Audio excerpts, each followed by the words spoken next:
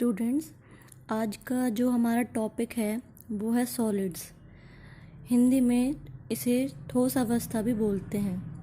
तो जो आज हम सॉलिड्स टॉपिक पढ़ेंगे या सॉलिड स्टेट जो है उसमें सॉलिड्स के बारे में पढ़ेंगे कि सॉलिड्स कितने प्रकार के होते हैं, कितने टाइप्स के सॉलिड्स हैं और उनकी किस प्रकार जो अणु, परमाणु या आयन हैं वो किस नियमित अवस्था में रहते हैं और क्यों रहते हैं। वाई द एटम्स, मॉलिक्यूल्स और ions are arranged in lattices और unit cells. We will learn about why solids are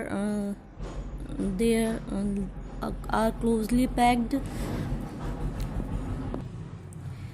तो इनकी क्लोज पैकिंग होती है सॉलिड्स की, किस प्रकार होगी वो हम आगे पढ़ेंगे। अभी के लिए सॉलिड्स जो हैं वो 2 टाइप्स ऑफ सॉलिड्स हैं। ठोसों के 2 प्रकार हैं। पहला है क्रिस्टलाइन सॉलिड, दूसरा है अमॉर्फस सॉलिड। तो क्रिस्टलाइन सॉलिड के एग्जाम्पल हैं sodium chloride, sulphur, sugar etcetera. And amorphous solid के एग्जाम्पल हैं ग्लास, रबर, प्लास्टिक। तो इनके जो मेल्टिंग पॉइंट है क्रिस्टलाइन के वो फिक्स्ड होते हैं।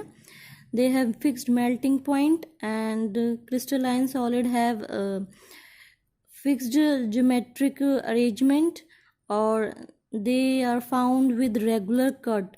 Means when the crystalline solids are cut, they have regular cut, whereas in amorphous solid when they are cut they get irregular cut, means uneven cut, and their melting point are not fixed. Amorphous solids don't have a fixed melting point. Their melting point may vary. And crystalline solids have refractive index, velocity of light, electric conductivity, whereas they are non-directional in amorphous solids। जो ये refractive index है या अपवर्तनांक है, प्रकाश का वेग है, विद्युत चालकता है क्रिस्टलाइन सॉलिड की, ये क्रिस्टल की दिशा के अनुसार बदलते हैं, जबकि जो अमॉर्फस सॉलिड है उसमें ऐसा नहीं होता, वो सभी दिशाओं में समान होते हैं। तो मतलब जो फिजिकल प्रॉपर्टीज़ हैं क्रिस्टलाइन सॉलिड की वो दिशा के अनुसार बदलती रहती है, जबकि जो अमॉर्फस सॉलिड हैं उसमें जो भौतिक गुण हैं, मींस फिजिकल प्रॉपर्टीज़ दिशाओं, सभी दिशाओं में समान रहती हैं। फिर उसके बाद हम आ जाते हैं क्लासिफिकेशन ऑफ सॉलिड या ठोसों का वर्गीकरण। उसमें है आयनिक ठोस, आयनिक सॉलिड्स, जिसका एग्जाम्पल है sodium chloride, zinc oxide, zinc sulphur. तो ये क्या होते हैं, ये कठोर तथा भंगुर होते हैं, मींस ब्रिटल होते हैं। इनके मेल्टिंग पॉइंट और बॉइलिंग पॉइंट जो है हाई होते हैं, मींस ऊंचे होते हैं। और ये हीट और इलेक्ट्रिसिटी यानी कि ऊष्मा तथा विद्युत के चालक होते हैं। चालक मीन्स कंडक्टर्स होते हैं। तो जो सॉलिड्स के उनका 4 वर्गीकरण है। एक आयनिक सॉलिड्स है, कोवलेंट सॉलिड्स है, मेटेलिक सॉलिड्स है और मॉलिक्यूलर सॉलिड्स है। आप यहाँ पे देख सकते हैं। तो जो कोवलेंट सॉलिड्स है या सह संयोजित ठोस, उनका मतलब ये है कि कोवलेंट बॉन्ड्स उनमें होंगे और उनका उदाहरण है हीरा, ग्रेफाइट, सिलिका। In English diamond, graphite and silica. तो ग्रेफाइट जो है वो graphite is the conductor of electricity, whereas diamond and silica are not the conductor of covalent electricity in covalent solids। और graphite is the good conductor of electricity because of free electron। उसके अंदर जो electrons हैं वो freely move करते हैं, इस वजह से वो गुड कंडक्टर है। और in this melting point and boiling points are high। And graphite को छोड़कर सभी सहसंयोजित ठोस जो हैं कठोर होते हैं, means all covalent solids except graphite are harsh. इस और भी इनकी प्रॉपर्टीज़ हैं, मैं सभी यहाँ पे डिस्कस नहीं कर रही हूँ। मेनली जो आगे टॉपिक पढ़ने हैं वो ज़्यादा इम्पोर्टेंट हैं इसमें। और जो मेटेलिक सॉलिड्स हैं वो उनमें आयंस होते हैं, और जो इलेक्ट्रॉन्स हैं उनका क्या होता है, समुद्र होता है जिसमें जो आयंस हैं वो डूबे रहते हैं। मीन्स आयंस कहाँ पे होंगे, हमारे इलेक्ट्रॉन्स के अंदर प्रेजेंट होंगे। और मेटेलिक सॉलिड्स के एग्जांपल है सोना, चांदी, कॉपर, लोहा, gold, silver, copper and iron. Then fourth is आणविक ठोस या मॉलिक्यूलर सॉलिड्स। इन ठोसों में परमाणुओं के बीच निश्चित आकर्षण बल नहीं होता। ये परमाणु या अणु दुर्बल वॉन्डरवॉल आकर्षण बल के द्वारा एक दूसरे से जुड़े रहते हैं। जो मॉलिक्यूलर सॉलिड्स होते हैं वो एक दूसरे से वॉन्डरवॉल फोर्सेस के थ्रू क्या होते हैं, जुड़े रहते हैं। इसी कारण ठोसों के गलनांक बहुत नीचे होते हैं तथा सामान्यतः ये विद्युत के कुचालक होते हैं। Molecular solids are non conductor of electricity. वो इलेक्ट्रिसिटी को पास नहीं होने देते हैं, उनके थ्रू इलेक्ट्रिसिटी क्या है, पास नहीं हो पाएगी। और मॉलिक्यूलर सॉलिड्स के एग्जांपल है नेप्थलीन, आयोडीन एंड आइस। फिर उसके बाद आते हैं हम क्रिस्टल लैटिस या फिर क्रिस्टल जालक। तो क्रिस्टल लैटिस होता क्या है, तो crystal lattice the 3 dimensional arrangement of structural units और constituent particles in a crystal is called crystal lattice. ये एक 3 डायमेंशनल अरेंजमेंट होती है जिसमें कि क्या होते हैं, स्ट्रक्चरल यूनिट्स होते हैं या फिर कॉन्स्टिट्यूएंट पार्टिकल्स होते हैं। कॉन्स्टिट्यूएंट पार्टिकल्स हमारे एटम्स, अणु या आयंस हो सकते हैं, या परमाणु, अणु और आयंस हो सकते हैं। तो अगर हिंदी में मैं इसका बताऊं तो अंतराकाश में स्थित इन बिंदुओं का नियमित व्यू जो है प्रदर्शित करता है वे अव्यय कण त्रिविमीय अंतराकाश में किस प्रकार व्यवस्थित क्रिस्टल जालक कहलाते हैं। अब आप इसकी इमेज देख सकते हैं। क्रिस्टल लैटिस को क्रिस्टल जालक भी बोलते हैं। इस तरीके का जो ये घन या क्यूब हम बोलते हैं, इस तरीके के क्या होते हैं, ये लैटिस होते हैं जिसमें मतलब यूनिट सेल है ये, जिसके जो जुड़ कर क्रिस्टल लैटिस बनाती है। मतलब क्रिस्टल लैटिस के अंदर बहुत सारे क्या होंगे, इस तरीके के यूनिट सेल होंगे। ये क्या है, घन है, और इसमें ये एक्सिस दिखाई हुई है, ये अक्ष इसे बोलते हैं, X axis, Y axis, Z axis. तो ये एक्सिस ज़रूरी नहीं है इसी पॉइंट से होंगे, ये इस पॉइंट से भी हो सकते हैं, इस पॉइंट से, इस पॉइंट से, किसी पॉइंट से भी हो सकते हैं। तो ये जो एक्सिस हैं इनकी लेंथ है ए, बी और ये सी, और इनके बीच के एंगल्स को अल्फा, बीटा और गामा से दिखाते हैं। तो ये एंगल्स बराबर भी हो सकते हैं और 2 बराबर हो सकते हैं, एक अलग हो सकता है। उसी तरीके से लेंथ जो है इस यूनिट सेल की ये बराबर भी हो सकती हैं और नहीं भी हो सकती। तो वो हम आगे पढ़ेंगे। कुछ सिस्टम्स हैं क्रिस्टल लैटिस के, वो क्या सिस्टम्स हैं उनमें इन लेंथ्स के और एंगल्स के बारे में डिस्कस करेंगे। फिलहाल क्रिस्टल लैटिस के अंदर क्या क्या हम पढ़ेंगे। क्रिस्टल लैटिस के अंदर यूनिट सेल आएगी सबसे पहले। तो यूनिट सेल में ये क्या क्या डायमेंशंस होते हैं वो मैंने बता दी हैं। तो जो एक्स, वाई, जेड है उसको एक्सिस या अक्ष बोलते हैं। ए, बी, सी जो हैं वो एजेस या अंतखंड होंगी। अल्फा, बीटा, गामा जो है एंगल्स या फिर कोण होंगे। तो यूनिट सेल को एकक कोष्टिका बोलते हैं, ये आप ध्यान रखना। फिर घन में कितने एजेस होते हैं, 12 एजेस क्या होंगे, ये जो लाइंस हैं जितनी भी हैं तो कितनी हैं, 4 ऊपर हैं, ये 4 नीचे हैं और 4 ही ये वर्टिकल लाइंस हैं। ठीक है, तो 4 4 12 हो जाएंगी। फिर ये क्या है, अंतखंड या फिर धार भी बोल सकते हैं। वर्टाइसिस क्या होंगे, हमारे जो ये कॉर्नर्स हैं इनको हम वर्टाइसिस बोलते हैं, इन कोनों को। तो ये कितने हैं, 4 हमारे ऊपर हैं और 4 हमारे नीचे हैं। तो ये वर्टाइसिस हमारे कितने हो जाएंगे, 8। फेसेस क्या होते हैं, उनको हिंदी में फलक बोलते हैं। फेसेस हमारे होंगे जैसे कि ये इसका फ्रंट साइड हो जाएगा पूरे यहाँ से यहाँ तक। दूसरा इसका बैक साइड या पीछे वाली साइड यहाँ से ये पूरी हो जाएगी, 2 हो गई। तीसरी हम ये वाली लेंगे जो ये साइड है, ये राइट वाली, फिर ये लेफ्ट वाली हो जाएगी हमारी 4th साइड, और 5th साइड हो जाएगी हमारी ऊपर वाली, और 6th साइड हो जाएगी हमारी नीचे वाली। तो इन सबको हम फलक या फेसेस बोलते हैं। तो यहाँ पे आपको पता चल गया होगा एजेस 12 क्यों हैं, वर्टाइसेस 8 क्यों हैं और फेसेस 8 क्यों हैं। फेसेस को फलक बोलते हैं, इस चीज़ का आप ध्यान रखना।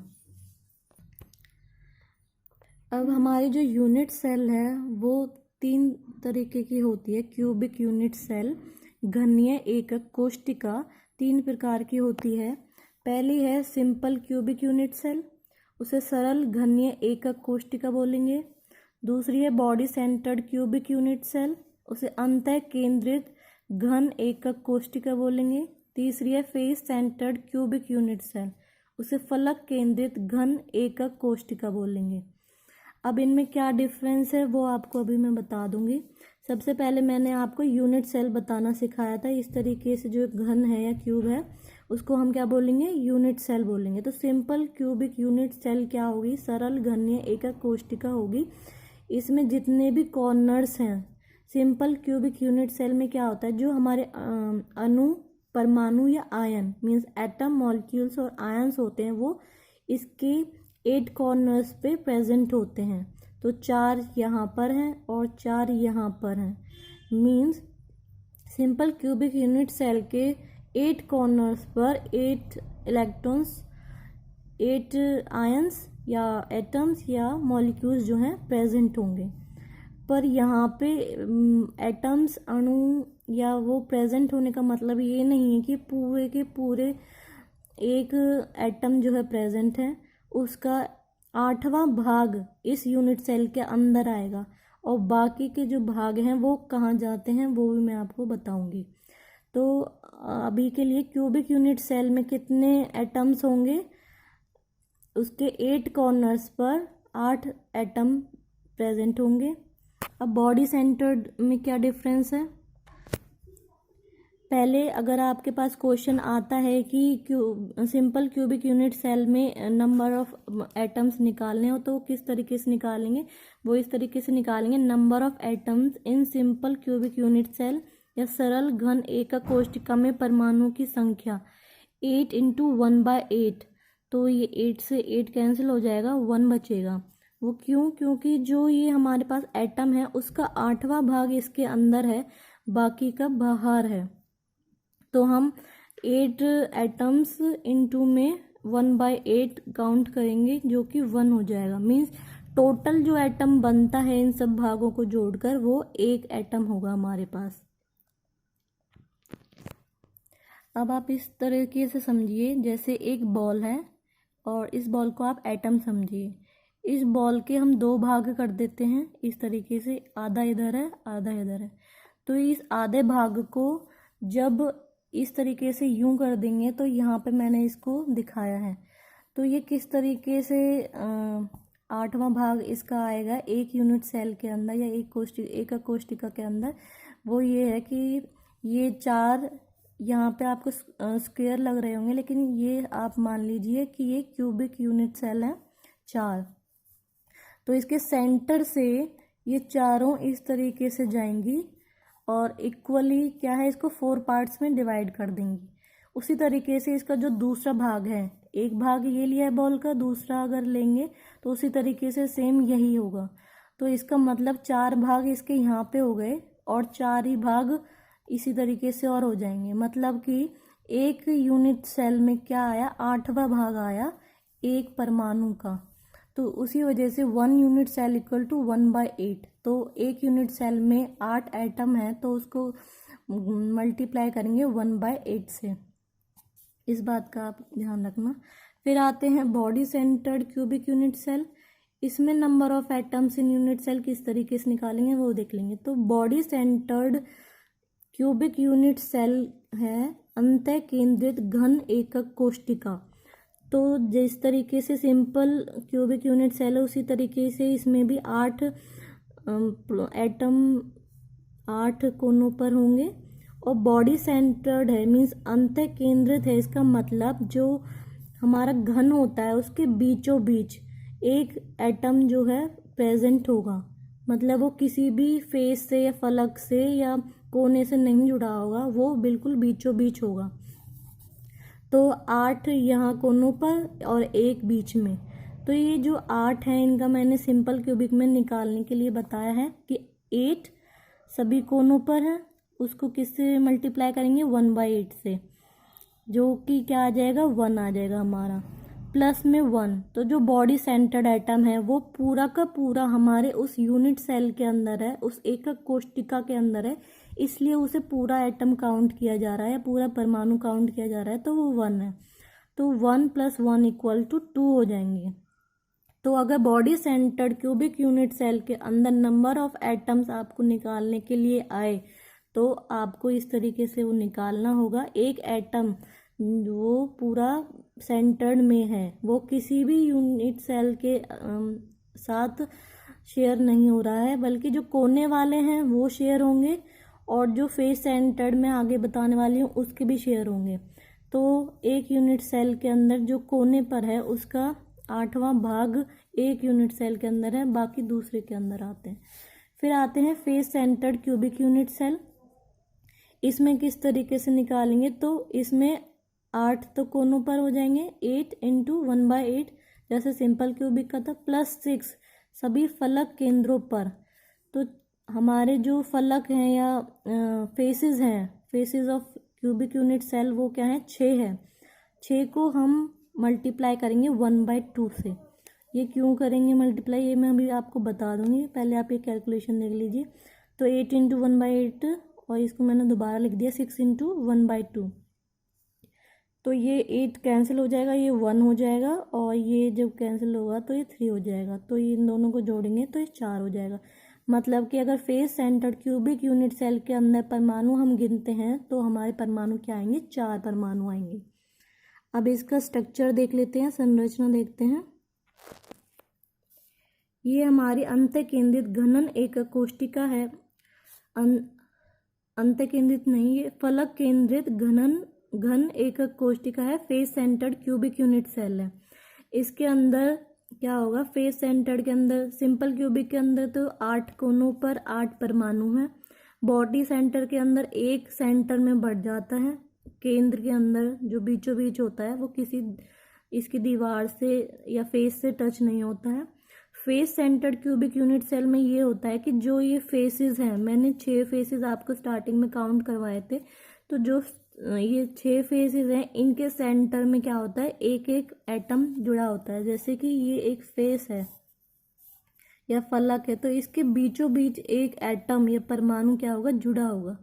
अब इसको 6 को 1/2 से क्यों किया है, क्योंकि ये अगर देखा जाए तो ये अगर दीवार है तो आधा हमारा परमाणु इस तरफ है और आधा क्या होगा, इस तरफ होगा।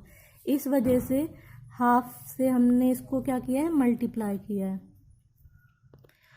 तो फेस सेंटर्ड के लिए जब आएगा तो आपको 6 फेसेस को क्या करना पड़ेगा, या 6 एटम्स को 1/2 से मल्टीप्लाई करना पड़ेगा, और उसके साथ 8 × 1/8 करना पड़ेगा कॉर्नर वाले एटम्स के लिए। अब यहाँ पर हम क्वेश्चन देख लेते हैं। तो क्वेश्चन है हमारा, एक घनाकार ठोस P तथा Q 2 तत्वों से मिलकर बना हुआ है। घन के कोनों पर Q के परमाणु तथा बॉडी सेंटर में P के परमाणु स्थित हैं। तो इसमें घन के कोनों पर Q के परमाणु हैं, मतलब कि 8 कोनों पर एटम्स हैं, तथा बॉडी सेंटर में P के परमाणु स्थित हैं। इसका मतलब ये क्या हो जाएगा, हमारा बॉडी सेंटर्ड क्यूबिक यूनिट हो जाएगा, अंतः केंद्रित घन एकक कोशिका हो जाएगी, क्योंकि इसमें बॉडी सेंटर्ड की बात की हुई है। तो बॉडी सेंटर्ड का फॉर्मूला मैंने आपको बताया था 8 × 1/8 + 1। तो बॉडी सेंटर्ड के लिए इस तरीके से आप यूनिट सेल या कोशिका जो है बना लेंगे, 8 कोनों पे परमाणु रख देंगे, एक क्या बताया, सेंटर पे बताया। तो जो P है उसको मैंने इस रेड से दिखाया और Q को मैंने ऑरेंज से दिखाया। तो यहाँ पर ये क्या है, Q है, ये P है। तो each unit cell number of Q atoms equal to 8 into 1/8. Each unit cell number of P atoms is 1, जो कि बिल्कुल केंद्र में है, सेंटर में है। तो इसका फॉर्मूला क्या बन जाएगा,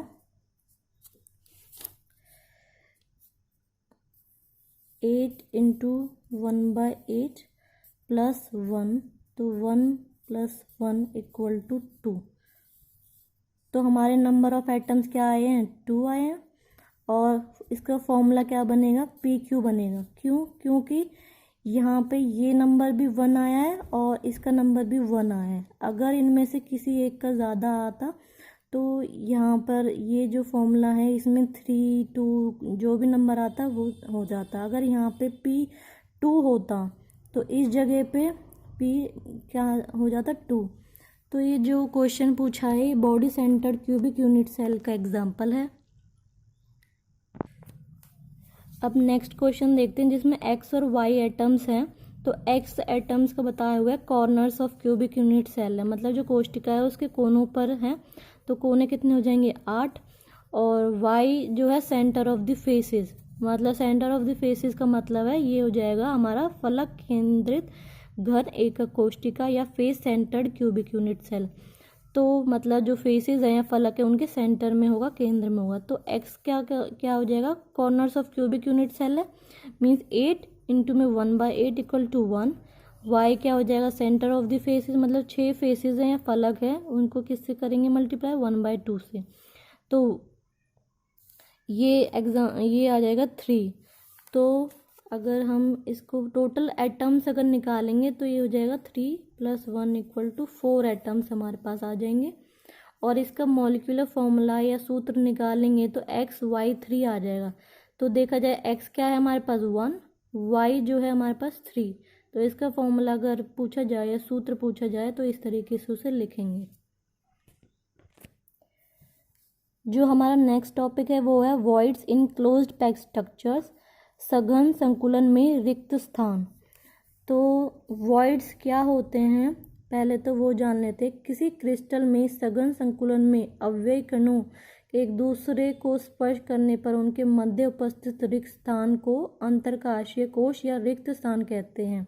इसका मतलब ये है कि जो हमारे एटम्स हैं या आयंस हैं उनके बीच में, जैसे कि ये यहाँ पर मैंने दिखाया हुआ है, ये एटम्स एक दूसरे से क्या हैं, जुड़े हुए हैं, लेकिन इनके बीच में इस जगह पे क्या बना हुआ है, स्पेस है या रिक्त स्थान है, इसको हम वॉइड कहते हैं।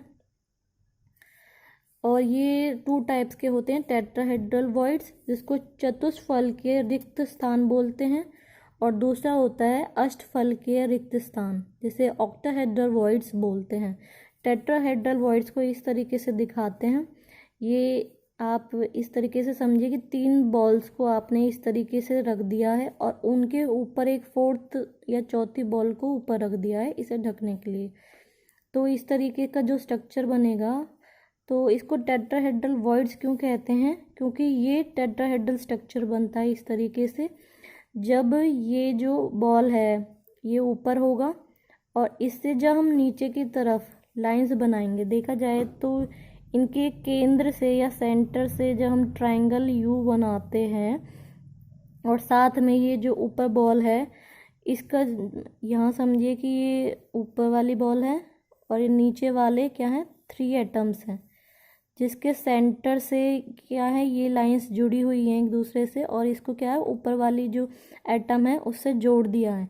तो 3 एटम ये और एक ऊपर वाला, इनके बीच में क्या है, ये जो ट्रायंगल बना हुआ है, ये एक तरीके से देखा जाए आप ये टेट्राहेड्रल वॉइड इस तरीके से समझिए कि जो ये ऊपर ये डॉटेड वाली जो एटम है इसको यहाँ पे बनाया हुआ है इस तरीके से, ये इसके सेंटर है और यहाँ पे जो 3 एटम्स हैं ये वाले इधर ज्वाइंट हैं एक दूसरे से और ये सेंटर से क्या है, ये बॉन्ड्स कह लो या लाइंस जो है सेंटर से जा रही हैं जो कि क्या बनाएंगी, टेट्राहेड्रल बनाएंगी वॉइड। मतलब ये टेट्राहेड्रल जैसे पिरामिड्स होते हैं ना, उसी तरीके से ये एक तरीके से पिरामिड ही है जिसमें कि क्या होंगे, हमारे 4 ट्रायंगल्स होंगे जिसकी वजह से इसे टेट्राहेड्रल बोल रहे हैं। 4 ट्रायंगल्स किस तरीके से बन रहे हैं, वो इस तरीके से कि जो ये 3 एटम्स हैं नीचे वाले, इनको क्या किया है, ज्वाइन किया है, तो एक ट्रायंगल हमारा ये बन गया है।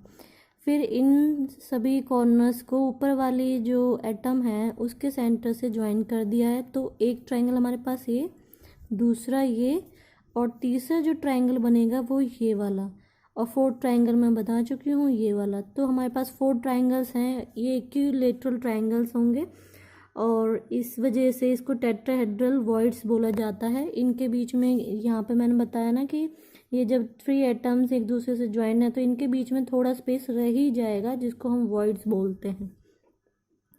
फिर आते हैं हम ऑक्टाहेड्रल वॉइड्स पर। ऑक्टाहेड्रल वॉइड्स में या अष्टफलकीय में क्या होगा कि इस तरीके से जो 3 एटम्स हैं उसके ऊपर एक और लेयर होगी 3 एटम्स की, लेकिन जो उनका अरेंजमेंट होगा उनसे अपोजिट होगा। मतलब कि जो पहले इस तरीके से इन्हीं के ऊपर एग्जैक्ट ना रख के इनसे थोड़ा सा डिफरेंस, मतलब जो ये वाला जो स्पेस बनेगा, अगर यहाँ पर एक और एटम बना देती हूँ, इसका मतलब कि इस जगह पे जो वॉइड आया उसको कवर करने के लिए यहाँ पर जो है एटम्स, अगर यहाँ पे इस तरीके से जो सेकंड लेयर बन रही है वो इस वॉइड को कवर करने के लिए बनाई गई है और इसे ऑक्टाहेड्रल वॉइड्स बोलेंगे। उसमें क्या था, 3 एटम्स थे और एक और एटम रखकर वॉइड को भरने की कोशिश की गई है। यहाँ पे 3 एटम्स के बीच में जो वॉइड बन रहा है उसको और 3 एटम्स को ऊपर से रखकर कवर करने की कोशिश की गई है, तो ये ऑक्टाहेड्रल वॉइड्स बनेगा। तो इसका कोऑर्डिनेशन नंबर जो होता है वो 6 होता है, और क्योंकि ये क्या है 6 एटम से जो वॉइड्स है वो अटैच है, और जो टेट्राहेड्रल में उसका कोऑर्डिनेशन नंबर 4 होता है क्योंकि उसमें 4 एटम्स थे जो वॉइड्स के अराउंड थे। तो इसमें ऑक्टाहेड्रल वॉइड्स में 8 इक्विलैटरल ट्रायंगल्स बनते हैं, इस वजह से इसको ऑक्टाहेड्रल वॉइड बोला जाता है। वो किस तरीके से बन रहे हैं वो आप ऐसे देख सकते हैं कि जो नीचे वाले 3 एटम्स हैं वो यहाँ पर आप लगा लीजिए और ऊपर वाले 3 एटम्स इधर लगा लीजिए। इनके सेंटर से ये लाइंस ज्वाइन होंगी तो ये ट्रायंगल ऊपर बनेगा, उसी तरीके से इनके बीच में ये ट्रायंगल नीचे बनेगा, और जब इन सभी कॉर्नर्स को एक दूसरे से ज्वाइन कर देंगे तो हमारे पास 8 इक्विलैटरल ट्रायंगल्स आ जाएंगे। वो किस तरीके से होंगे, एक ट्रायंगल ये रहा, दूसरा बिल्कुल इसके अपोजिट में है, लेकिन अपोजिट है, एग्जैक्टली ओवरलैप नहीं करेंगे एक दूसरे से। ये ट्रायंगल 2 हो गए। थर्ड ट्रायंगल हमारा ये वाला, फोर्थ ये ग्रीन लाइंस वाला, फिफ्थ ये डॉटेड वाला हो जाएगा, सिक्स्थ हमारा ये इन्वर्टेड रेड में है जो ये वाला ट्रायंगल, सेवन्थ हमारा ये ट्रायंगल, और 8th ट्रायंगल हमारा ये ग्रीन लाइंस वाला हो जाएगा। तो ये 8 इक्विलैटरल ट्रायंगल्स की वजह से इसको ऑक्टाहेड्रल वॉइड्स बोलते हैं, जो इस वॉइड को कवर अप करने के लिए 6 एटम्स का इस्तेमाल हो रहा है। तो कोऑर्डिनेशन नंबर 6 क्यों है, क्योंकि जो वॉइड है वो 6 परमाणुओं से जुड़ा हुआ है, इसलिए उसका कोऑर्डिनेशन नंबर जो है 6 है, या कोऑर्डिनेशन नंबर को समन्वय संख्या भी बोलते हैं। नेक्स्ट जो टॉपिक है वो है हमारा close packing in crystalline solids, क्रिस्टलीय ठोसों में सुसंकुलित व्यवस्था। तो ये होती है हमारी 2 डायमेंशनल और 3 डायमेंशनल क्लोज पैकिंग। 1 डायमेंशनल भी होती है पर उसको हम यहाँ पर नहीं पढ़ेंगे। 2 डायमेंशनल एंड 3 डायमेंशनल जो है वो हमारे ज़्यादा यूज़ में आती हैं। तो 2 डायमेंशनल क्लोज पैकिंग क्या है, द्विविम बंद संकुलित संरचना। 3 डायमेंशनल क्लोज पैकिंग है त्रिविम बंद संकुलित संरचना। तो क्रिस्टलाइन क्लोज पैकिंग, जो क्रिस्टलाइन सॉलिड्स है उसमें किस तरीके से क्लोज पैकिंग होती है, तो जो अव्ययी कण होते हैं हमारी, उनकी यह व्यवस्था होती है जिसमें क्या होता है, मध्य आकर्षण बल अधिक से अधिक हो तथा ये कण कम से कम स्थान घेरते हों, और इन कणों के बीच में जो अंतरा अणु स्थान भी है वह भी क्या होना चाहिए, कम से कम होना चाहिए। किसी भी जो क्रिस्टल है उसके अवयव कणों की पैकिंग जो है उसकी आकृति तथा आकार पर निर्भर करती है। तो क्रिस्टलों में पैकिंग दो प्रकार से होती है, मैंने बताया 2 डायमेंशनल पैकिंग है और 3 डायमेंशनल पैकिंग है। तो 2 डायमेंशनल पैकिंग में भी प्रकार है दो। 2 डायमेंशनल में 2 टाइप्स हैं, स्क्वायर क्लोज पैकिंग है, दूसरी है हेक्सागोनल क्लोज पैकिंग। तो पहली स्क्वायर क्लोज पैकिंग क्या है, तो इसमें क्या होता है, जो गोले हैं दो प्रकार की पंक्तियों में पास पास व्यवस्थित रहते हैं। गोलों की एक पंक्ति जो है क्षैतिज तथा दूसरी लंबवत रहती है। क्रिस्टल में अवयव कणों की यह व्यवस्था को हम क्या बोलते हैं, स्क्वायर क्लोज पैकिंग। तो स्क्वायर क्लोज पैकिंग में क्या होता है कि जो ये लाइन है इस तरीके से हम परमाणु को रखते चले जाएं, फिर दूसरी लेयर भी इसी के ऊपर, बिल्कुल इसी के ऊपर अगर रखते चले जाएं, उसी तरीके से तीसरी चौथी, तो ये देखा जाए तो 2 डायमेंशनल इस तरीके से होगी, है ना। अगर 1 डायमेंशनल देखा जाए तो इसी एक ही लाइन में बढ़ती हैं। 2 डायमेंशनल क्या होता है, इधर भी बढ़ेगी और इधर भी बढ़ेगी। 3 डायमेंशनल में क्या होगा, इधर भी बढ़ेंगे, इधर भी बढ़ेंगे और ऊपर की तरफ भी बढ़ेंगे। तो 2 डायमेंशनल में जो स्क्वायर क्लोज पैकिंग है, इसको स्क्वायर क्लोज पैकिंग क्यों कहा जाता है, द्विम बंध संकुलित क्यों कहा जाता है, वो इस वजह से कि जो कोई भी परमाणु, अगर यहाँ पे तो मैंने इतने ही परमाणु दिखाया, अगर आप और परमाणु जोड़ लें, उनमें से कोई भी परमाणु अगर आप लें, वो परमाणु किन परमाणुओं से जुड़ा हुआ है, जिन भी परमाणुओं से वो जुड़ा हुआ है उनके केंद्र से, मीन सेंटर से क्या करेंगे हम, सेंटर टू सेंटर ज्वाइन कर देंगे। एक केंद्र, परमाणु के एक केंद्र से दूसरे परमाणु के केंद्र तक ज्वाइन कर देंगे। तो इस तरीके से हमारे पास क्या बनेगा, स्क्वायर बन जाएगा या द्विविम बन जाएगा। तो ये परमाणु हमने लिया है, ये इन 4 परमाणुओं से क्या है, जुड़ा हुआ है। इनके सेंटर से जब हमने सेंटर ज्वाइन किए तो हमारे पास स्क्वायर आ गया, इसलिए इसको स्क्वायर क्लोज पैकिंग बोला जाता है। तो दूसरी व्यवस्था में क्या होगा, गोलों की जो पहली पंक्ति है उसके ऊपर दूसरे गोलों की पंक्ति इस प्रकार रखी जाती है कि पहली पंक्ति के जो गोले हैं वो मध्य के अवनमन में दूसरी पंक्ति गोलों का गोलाकार भाग समा जाता है। तो इसमें किस प्रकार होगा वो भी देख लेते हैं। तो दूसरी हमारी व्यवस्था में गोलों की जो पहली पंक्ति है के ऊपर जो दूसरे गोलों की पंक्ति रखी जाएगी, तो वो इस प्रकार रखी जाएगी, जो पहली पंक्ति के गोलों के मध्य का दूसरी पंक्ति गोलों का गोलाकार भाग समा जाता है। तो इसका मतलब ये है कि जो हम ये एटम्स इस तरीके से रखेंगे, फिर दूसरे जो रेखा या दूसरे एटम्स की लाइन जो बनाएंगे वो इस तरीके से बनाएंगे कि जो इनके बीच में गैप बन रहा है यहाँ पर, इस तरीके से, जैसे मैंने पहले बताया था कि वॉइड बनेगा 3 एटम्स को जब रखते तो यहाँ पे वॉइड बन रहा है। तो अगर जैसे कि एक एटम बनाया और यहाँ पर दूसरा एटम बनाया, तो जो यहाँ पर ये गैप बन रहा है इसके ऊपर जो है एक और एटम रख दिया जाएगा। तो इस तरीके से ये 2 डायमेंशनली जो है लाइन बढ़ेगी। तो इसका मतलब वही है कि जो इनके बीच में गैप है वो भर जाएगा, उसमें जो ऊपर वाले परमाणु हैं वो समाएंगे। तो इस तरीके से ऑल्टरनेट उसमें रख देंगे। जो पहला था जिसमें स्क्वायर क्लोज पैकिंग था उसमें तो क्या एक परमाणु के ऊपर दूसरे के ऊपर तीसरा था, लेकिन यहाँ पे 2 परमाणुओं के बीच में एक परमाणु रखा है, इन 2 के बीच में ये रखा है, फिर इन 2 के बीच में ये रखा है। इस तरीके से ये चेंज चल रही है। तो हेक्सागोनल क्लोज पैकिंग में क्या होगा, या त्रिविम हेक्सागोनल क्लोज पैकिंग में कोई भी परमाणु जब आप उठाओगे तो वो किन किन परमाणुओं से जुड़ा हुआ है उनके केंद्र से, मीन सेंटर से, आप सेंटर जब ज्वाइन करोगे तो ये हेक्सागन बन जाएगा। इस वजह से इसको हेक्सागोनल क्लोज पैकिंग बोला जाता है। तो हेक्सागन में 6 साइड्स होती हैं, तो 1 2 3 4 5 और ये 6 हो जाएंगी।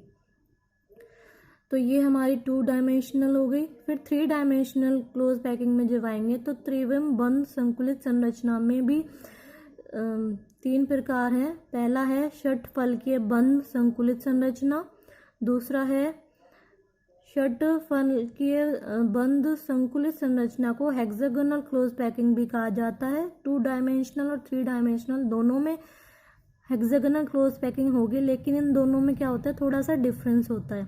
तो वो क्या होगा, जब आप समझोगे वो पता चल जाएगा। तो 3 डायमेंशनल क्लोज पैकिंग में HCP means hexagonal close packing, दूसरा है क्यूबिक क्लोज पैकिंग जिसको CCP शॉर्ट में बोलते हैं, घन बंद संकुलित संरचना हिंदी में बोलते हैं, और थर्ड है इसका बॉडी सेंटर्ड क्यूबिक पैकिंग, इसको शॉर्ट में BCCP बोलते हैं, हिंदी में अंतः केंद्रित घन संरचना भी बोलते हैं। तो हमारी जो षटफल की संकुलित संरचना है उसमें जो टाइप बोल लो तो वो क्या बोलेंगे हम, ABAB टाइप है। तो इस तरीके का स्ट्रक्चर बना सकते हैं हम इसमें। तो इसको अच्छे से दिखाने के लिए मैं आपको एक और स्ट्रक्चर दिखाती हूँ। तो ये जो है हमारी ये ABAB टाइप है, ABA, और उसी के ऊपर ये जो B वाला है ये क्या होता है, रिपीट हो जाता है। तो ये ABAB टाइप क्यों बोल रहे हैं, तो यहाँ पर ये जो है ये हेक्सागोनल क्लोज पैकिंग है, मैंने आपको उसमें बताया था अभी 2 डायमेंशनल में। उसी के ऊपर ये अगर देखा जाए तो ये एक तरीके से टेट्राहेड्रल स्ट्रक्चर बन रहा है, और ये है हमारा सेम वही लेयर क्या हो रही है, रिपीट हो रही है। तो इनको जब हम एक दूसरे से ज्वाइन कर देंगे तो देखा जाए तो ये हेक्सागन शेप आ रही है इधर से इधर। तो ये क्या हो जाएगी, हमारी हेक्सागोनल क्लोज पैकिंग हो जाएगी। इस व्यवस्था में क्या होता है, जो परमाणु एक दूसरे के समांतर रखे 2 षटफलकों के कोनों तथा केंद्र पर स्थित होते हैं। तो इनके जो कोने हैं यहाँ पर ये स्थित हैं, देखा जाए तो दोनों तलों के बीच समांतर तल में 3 परमाणु स्थित होते हैं। तो ये लेयर क्या हो रही है, बिल्कुल इसी के ऊपर है, लेकिन बीच में ये वाले जो परमाणु हैं ये आ जाते हैं। तो एक लेयर इसकी होगी, फिर बीच में ये रखे होंगे, उसके ऊपर क्या होंगे, ये रखे होंगे।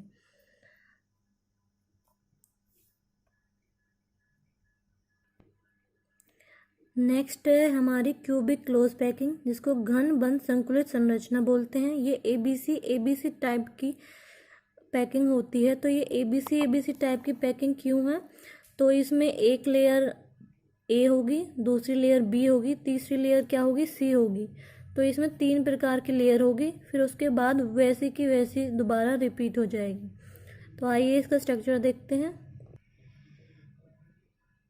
ये स्ट्रक्चर है क्यूबिक क्लोज पैकिंग का, CCP का, जिसमें कि नीचे क्या है, एक हेक्सागोनल क्लोज पैकिंग है, उसके ऊपर एक टेट्राहेड्रल स्ट्रक्चर की तरह एटम्स रखे हुए हैं, और फिर उस ऊपर जो है C लेयर है। तो B और C में क्या डिफरेंस है, आप एटम्स को देखिए, जो सिंगल एटम है उसकी डायरेक्शन क्या है, अपोजिट है, और उन सबको क्या किया हुआ है, ज्वाइन किया हुआ है।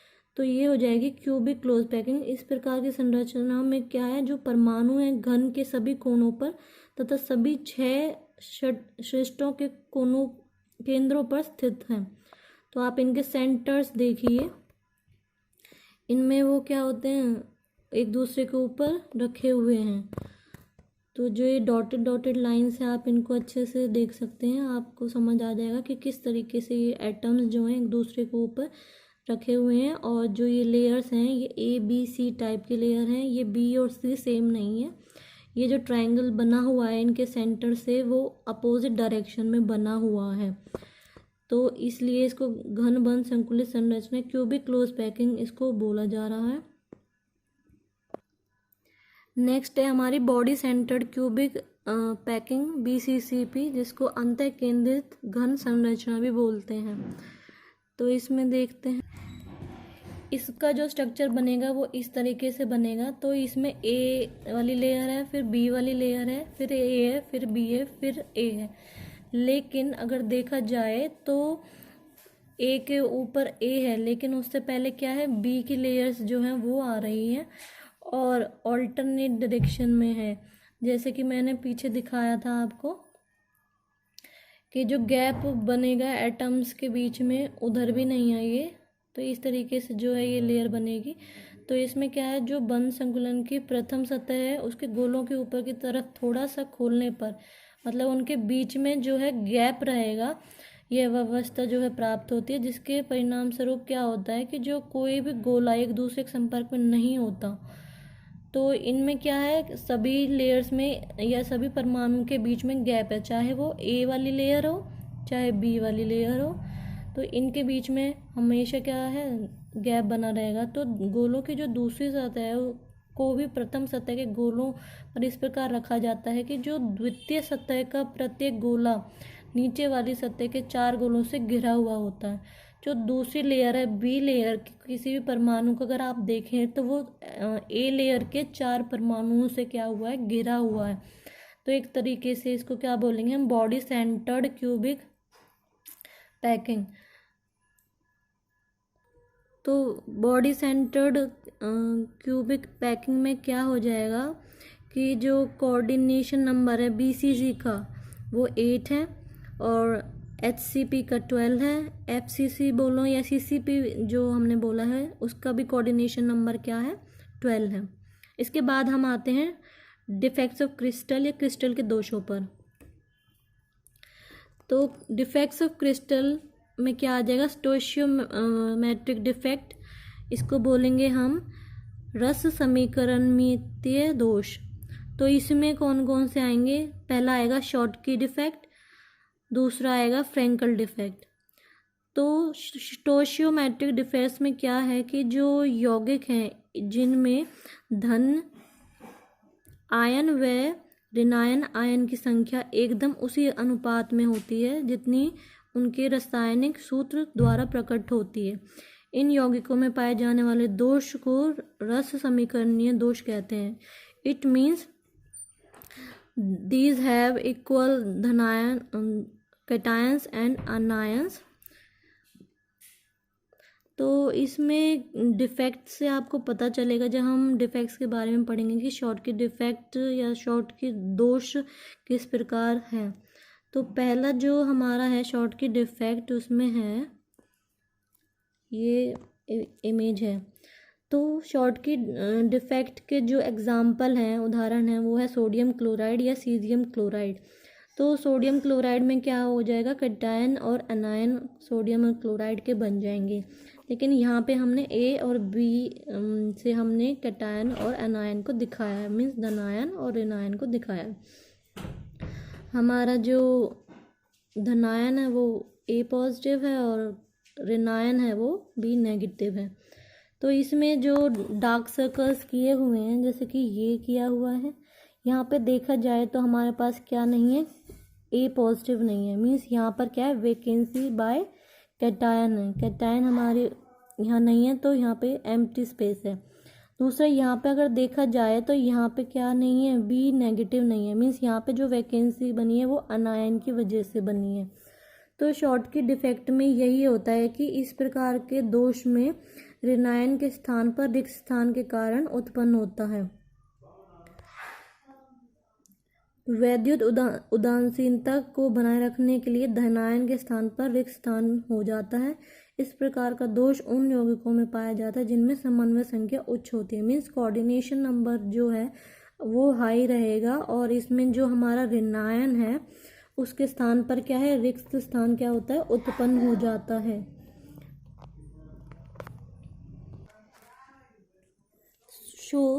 Schottky defect, this defect arise if some of the lattice points are not occupied, means इसमें जैसे कि हमारा जो कैटायन या अनायन जो है अनऑक्युपाइड है या वैकेंसी जिसकी वजह से अराइज हुई है। The points which are unoccupied are known as lattice vacancies और होल्स, रिक्त स्थान इसे हिंदी में बोलेंगे। This sort of defect tends to be formed in compounds where the positive and negative ions are of similar size, for example sodium chloride। तो ये short की defect उनमें ओरिजिनेट होता है, उन कंपाउंड्स में आता है जिनमें कि जो हमारे कैटायन और अनायन जो है या धनायन और ऋणायन का जो आकार है या साइज है वो सेम होता है। उनमें कई बार ये पॉजिटिव और नेगेटिव आयंस में का साइज सेम होने की वजह से ये डिफेक्ट क्या हो जाता है, फॉर्म्ड हो जाता है और इसमें वैकेंसी हो जाती है। किसी कारणवश जो हमारे कैटायन या अनायन है वो इसमें से निकल जाते हैं। तो इसको शॉर्टकी डिफेक्ट बोलते हैं।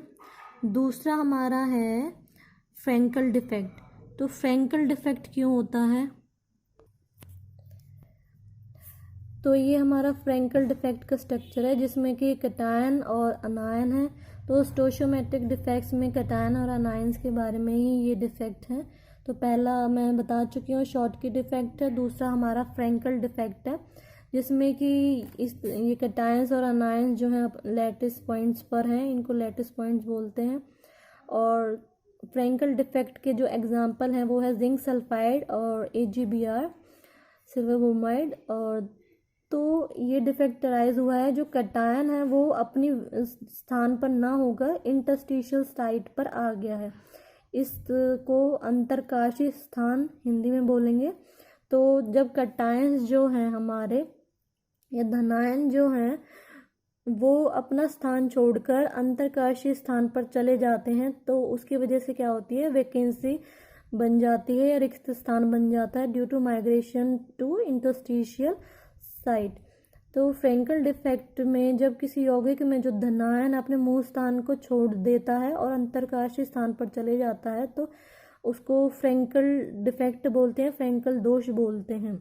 तो इस प्रकार का दोष उन यौगिकों में पाया जाता है जिनमें जो कोऑर्डिनेशन नंबर है मीन्स समन्वय संख्या कम होती है, या फिर जो धनायन है मीन्स कैटायन का जो साइज है या आकार है वो ऋणायन की अपेक्षा क्या होता है, छोटा होता है। This defect arises when an ion occupies an interstitial position between the lattice points.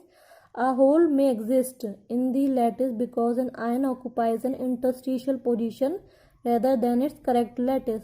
जहाँ पे उस लैटिस पॉइंट पर होना चाहिए था उसके जगह पे वो इंटरस्टिशियल साइड पर चले जाते हैं। This defect is generally favored by compounds which have ions of different sizes.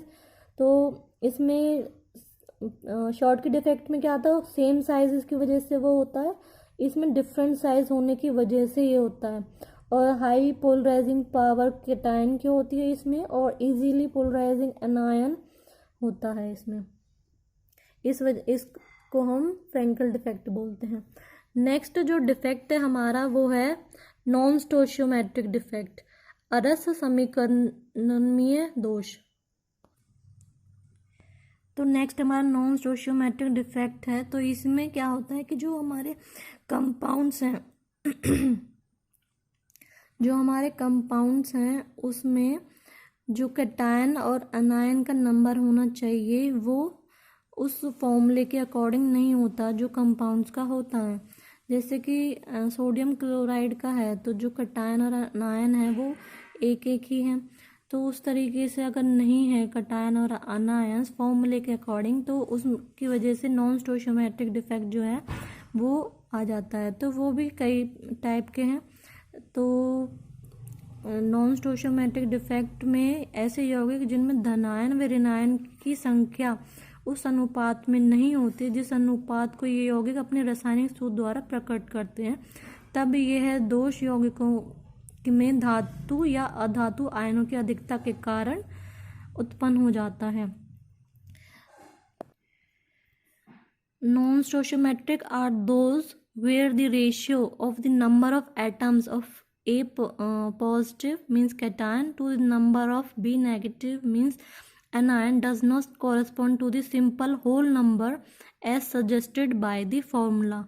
These compounds contain defects which are in addition to the normal thermodynamic defects means जो शॉर्ट की डिफेक्ट या Frankel defects थे।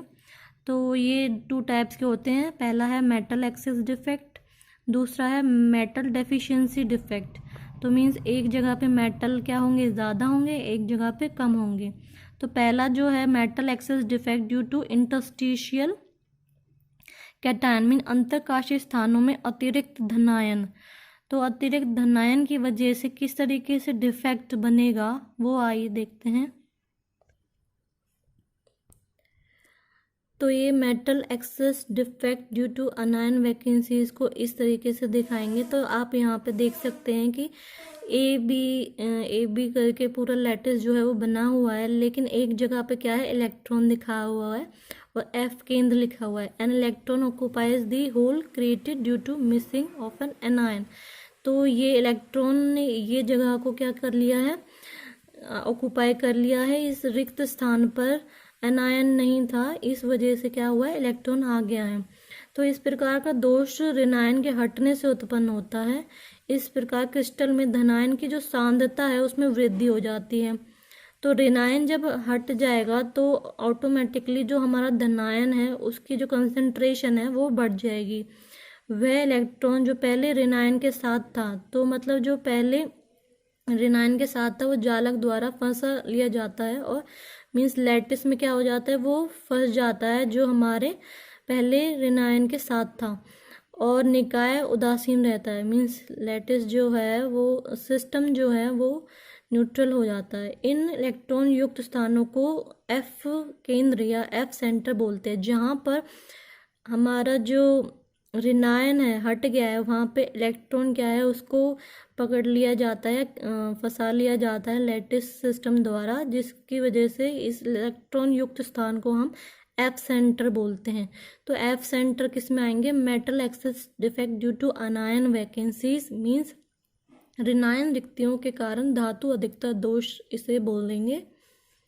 और इसका example होगा हमारा sodium chloride. अगर हम ए और बी को सोडियम और क्लोराइड से रिप्लेस कर दें तो ये स्ट्रक्चर आपका बन जाएगा। नेक्स्ट है हमारा metal excess defect due to interstitial cation, अंतरकाशी स्थानों में अतिरिक्त धनायन।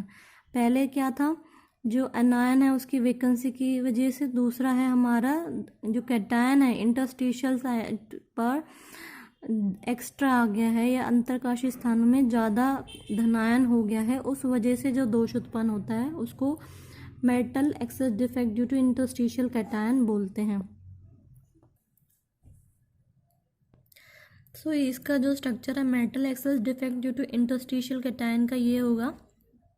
इसमें भी उसी तरीके से दिखाया हुआ है, लेकिन इसमें अगर आप देखें तो इंटरस्टिशियल साइड पर जो है हमारा कैटायन है, अतिरिक्त धनायन जो है हमारा अंतरकाश वाली स्थान पर उपस्थित है, और उसी तरीके से इलेक्ट्रॉन भी हमारा इंटरस्टिशियल साइड पर आ गया है। तो इस प्रकार का जो दोष है अंतरकाश में उपस्थित अतिरिक्त धनात्मक आयन की वजह से, मीन्स कैटायन की वजह से होता है। तो अगर आपके आए कि हमें अंतरकाशीय स्थानों में अतिरिक्त धनायन का स्ट्रक्चर बताना या संरचना बतानी है तो इस तरीके से आपको बतानी होगी, और इसका जो उदाहरण है वो हो जाएगा जिंक ऑक्साइड। तो इसमें क्या होता है, जो हमारा कैटायन है वो किसी तरीके से क्या होता है, जो हमारी इंटरस्टिशियल साइट होती है उसमें आ जाते हैं, जिसकी वजह से ये वाला जो दोष है या डिफेक्ट है अराइज होता है, जिसकी वजह से क्या होती है, वैद्युत उदासीनता उस इलेक्ट्रॉन द्वारा क्या होती है, बनी रहती है जो अंतरकाशी स्थान में होता है। जो आपको इलेक्ट्रॉन दिख रहा है उसकी वजह से जो इलेक्ट्रिकल न्यूट्रलिटी है वो मेंटेन हो जाती है। यह दोष उन क्रिस्टलों में पाया जाता है जिनमें जो फ्रैंकल दोष के पाए जाने की संभावना होती है। जिनमें मतलब फ्रैंकल दोष मिलेगा उनमें भी ये वाला जो दोष है वो ज़्यादातर मिलेगा। तो इस वाले डिफेक्ट में क्या है, the metal excess defect may also appear in when extra positive ion may also occupy an interstitial position in the lattice and to maintain electrical neutrality an electron is also present in the interstitial space. Although this type of defect is same as Frankel defect, yet it differs from that in having no holes and in having interstitial electrons. Frankel defect में क्या था, whole बन जाता था और हमारा जो interstitial side पर आ जाता, लेकिन यहाँ पे एक्स्ट्रा कैटायन है और इलेक्ट्रॉन भी है, लेकिन यहाँ पे कोई वैकेंसी नहीं आई है। इस वजह से इसको हम मेटल एक्सेस डिफेक्ट बोलेंगे due to interstitial cation. Next आते हैं हम मेटल डेफिशिएंसी डिफेक्ट। पहला होगा उसमें कैटायन वैकेंसीज, दूसरा होगा उसमें extra anion occupying the interstitial sites. तो कैटायन वैकेंसीज का मतलब धनायन रिक्तियाँ। तो इस प्रकार के दोष में एक धनायन अपने जालक से लुप्त हो जाता है, मीन्स जो हमारा कैटायन है वो क्या हो जाएगा, गायब हो जाएगा, अपने जो उसका लैटिस है उसमें से, तथा आवेश का संतुलन किसी धनायन की उच्च संयोजकता से होता है। इस प्रकार जो क्रिस्टल जालक है मीन्स क्रिस्टल लैटिस है उसमें जो धातु परमाणु की कमी हो जाती है, मीन्स मेटल के जो एटम्स हैं उनकी क्या हो जाती है, कमी हो जाती है। तो कैटायन वैकेंसीज का स्ट्रक्चर किस तरीके से हम दिखाएंगे वो देखते हैं। तो ये हमारा हो जाएगा कैटायन वैकेंसीज का स्ट्रक्चर। तो इसमें ब्लैक कलर का जो दिखाया हुआ है वो vacancy created by a missing cation means धनायन की वजह से, और A2 पॉजिटिव है cation in the higher oxidation state. मतलब यहाँ पर पहले सब जगह पे अगर देखें तो सिर्फ एक पॉजिटिव है A पर, यहाँ पे 2 पॉजिटिव हो गया मीन्स ऑक्सीजन स्टेट जो है वो बढ़ गई है। तो इस प्रकार के जो दोष हैं उनमें उनका एग्जाम्पल अगर हम लें तो आयरन ऑक्साइड हो जाएगा, FeS हो जाएगा, और NiO मीन्स निकल ऑक्साइड हो जाएगा। इस तरीके के जो डिफेक्ट हैं वो इनमें आते हैं। आयरन ऑक्साइड इसका एग्जाम्पल हो जाएगा, निकल ऑक्साइड इसका एग्जाम्पल है। तो इनमें क्या होता है कि जो हमारा धनायन है वो लैटिस के अंदर से गायब हो जाता है मीन्स जालक के अंदर से गायब हो जाता है। तो जिसकी वजह से क्या बनेगी, कैटायन वैकेंसीज बनेंगी या धनायन रिक्तियाँ बनेंगी। तो जहाँ पर इस तरीके का डिफेक्ट होगा उसको धनायन रिक्तियाँ बोलेंगे। दूसरा जो है उसमें क्या हो जाएगा, अनायन की वजह से वो डिफेक्ट होगा, और अनायन क्या करेगा वो देखते हैं। दूसरा हमारा extra ions occupying the interstitial sites है। अब इस डिफेक्ट में क्या होता है वो देखते हैं। तो extra ions occupying the interstitial site या फिर अतिरिक्त ऋणायन जो अंतरकाशीय स्थान घेरे रहते हैं, तो उनका स्ट्रक्चर अगर बनाएं तो इस तरीके से होगा। तो देखा जाए तो कैटायन वैकेंसीज के स्ट्रक्चर की तरह ये स्ट्रक्चर भी है। यहाँ पे भी एक ही क्या है, ऑक्सीडेशन स्टेट जो है वो ज़्यादा है, लेकिन यहाँ पर एक एनायन जो है वो एक्स्ट्रा है। जैसा कि नाम से ही हम बता सकते हैं कि एक्स्ट्रा एनायन है मीन्स अतिरिक्त क्या है, धनायन ऋणायन है हमारे पास। तो ऋणायन एक्स्ट्रा है और वो भी कहाँ पे, अंतरकाशीय स्थान पर है मीन्स इंटरस्टिशियल साइट पर है, जिसकी वजह से ये वाला डिफेक्ट क्या है उत्पन्न हो रहा है। ये दोष हमारे जो क्रिस्टल लैटिसेस हैं उनमें अराइज हो रहे हैं। तो इस प्रकार का दोष अंतरकाश में अतिरिक्त ऋणायन की उपस्थिति के कारण उत्पन्न होता है तथा यौगिक की वैद्युत उदासीनता धनायन के अतिरिक्त आवेश द्वारा बनी रहती है।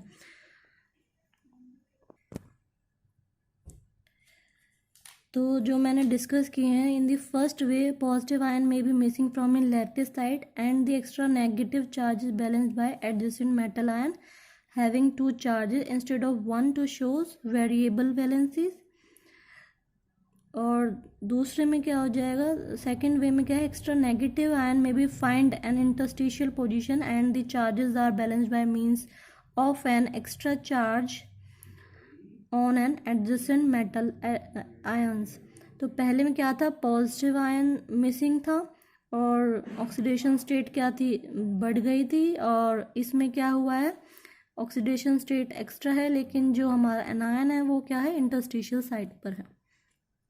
तो ये सब हमारे क्या थे, डिफेक्ट्स थे, और वो किस वजह से आए हैं वो हम डिस्कस कर चुके हैं।